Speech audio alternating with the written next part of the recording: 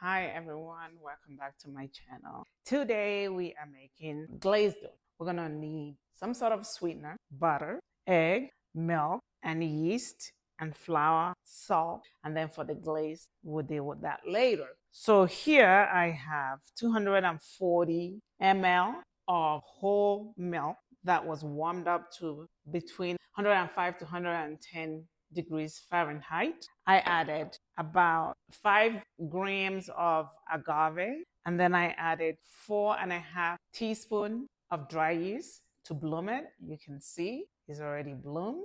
This is really great. If your yeast does not bloom, toss it and then start all over. Either the yeast is dead or is too old. Here I have 540 grams of all-purpose flour with half a tablespoon of sea salt. We need this salt for the contrast. So now we're going to mix all of this together. I'm using this Danish dough mixer to mix it. And I have 50 grams of stevia with molasses here. So I'm gonna add all the dry ingredients together, mix them all to combine. Then I'm going to add all the yeast. We want all that yeast in there because we want that extra yeast to be able to give this that fluffy rice. So we pour all that in. That yeast smells so good. Then we're gonna add 2 large room temperature eggs. Make sure that there are no shells. Some people may decide that they want to use egg yolk for this, but either way, either one works. And then we are going to combine everything together. This is going to form a shaggy dough. Then I'm going to combine the butter. This is about 6 teaspoons of butter, and mix everything together. You want to combine this,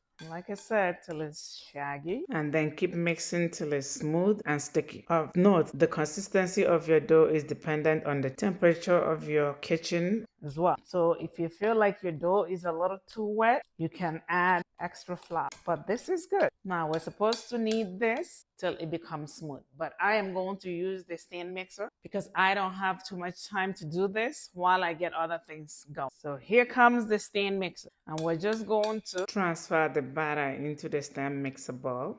Now we're gonna put it back, tap the dough hook, and mix till it becomes smooth, and pass the window pane test. The dough is ready, and we're just going to put it in here and let it proof. We're going to oil this.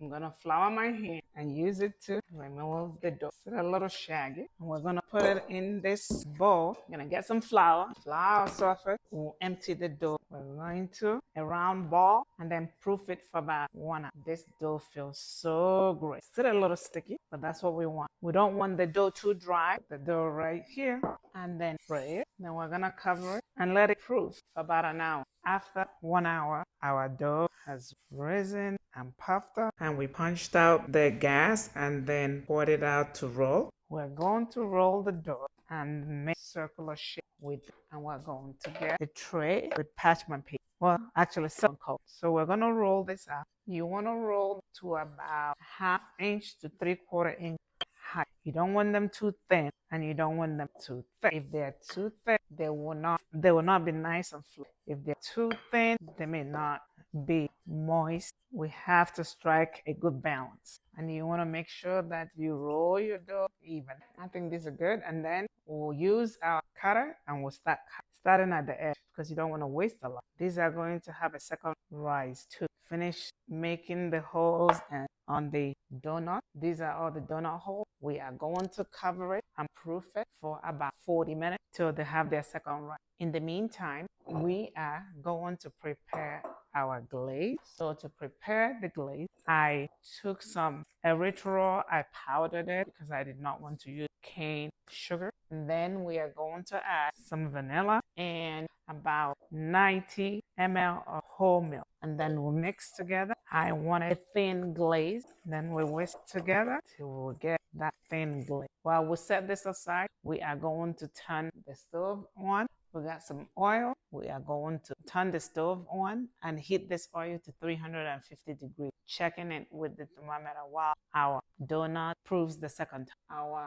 oil is at 350 degrees Fahrenheit, and our donut holes have done their second rise, so we're going to fry them up. We are going to do 2 things. We're going to also do sugar donut and regular glaze. These cook so quickly, so we have to keep an eye on these. And look at how well they are puffing up. They generally puff up themselves, so you can just flip them. They literally cook within 1 minute. I don't like them too brown, so I take them out. You can put them in the sugar immediately. You can put some of that in the glaze, turn them, and just let them sit in a rack. And then for the glaze, we just turn them and get them out and let them dry. At this point, my son said he only wanted the sugar, and so we abandoned the glaze. The Trevia glazed also had an after bitter taste. This was a win-win. Now we are going to start with the actual donuts. We're gonna put them. Actually, it's easier to just kind of use a spatula because they are very delicate. You wanna take them and slide them one after another. Because I have a large pot, that's why I'm using. And you wanna really flip them only once. You don't wanna over flip them. They cook really, depending on how brown you want them. You can increase the temperature to maintain that 350 degrees. You do not want them to drink the oil. I just flip this in the sugar and it's done. Increase. I am supposed to make glazed donut. My son came in and said he wanted the sugar donut. The easiest way to make your is to just place the cooked fried donut inside the glaze mix. And then you want to remove the excess sugar or glaze. The reason why you want to actually make sure that you're maintaining the temperature is you do not want them to become oily. We are done cooking. Voila! The whole recipe made about 30 something donut. Look at that. And some extra over there. So it's time for a taste test. I want to taste this. This is so good. Look at how fluffy that is. You can squeeze it. Just perfect sweetness. Not too much. Not overpowering. Nice and moist. Amazing. Once you've learned how to do this, you will never want to buy donut again. You will make it yourself. I really can't eat all this. I know my son will not eat all this. So some of this will be going to work with me tomorrow. Anyhow, if this video has been of value to you, please like, share, subscribe, and hit the notification button. This is Dr. Okeke saying thank you. God bless.